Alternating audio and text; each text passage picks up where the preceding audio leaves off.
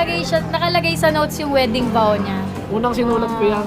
Grabe. Pero hindi yan yung binasa ko Tapos sa'yo. hindi na maalala yung anniversary. Kasi ang nasa isip ko na, wedding Wedding anniv. anniv. Kasal na tayo eh. Kailan ba Yes, wedding sir. anniv niyo? Wedding March 28. anniv namin, March. Second anniversary namin. March 28, Wedding second anniversary. anniversary namin yan.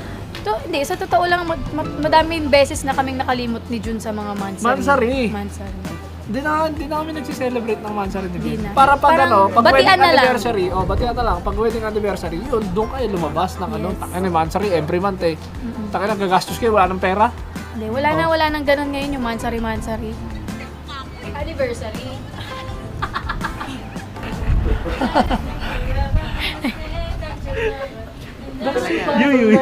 It's cold outside.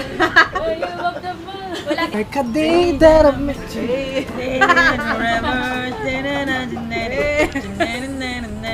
Tahinga ka. Pag talaga may mga ganyan, ikaw talaga tayain, no? Kanya rin nabalik. Alam mo kung bakit? Hintayin Alam niyo mo makaisa bakit? ako. Alam mo bakit? Kasi the day that I met you.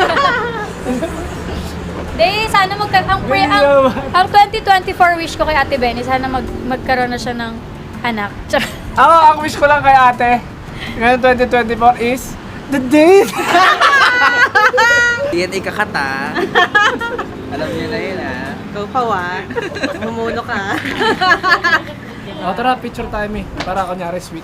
Picture tayo. Sige. Pang anniversary posting, no? Okay.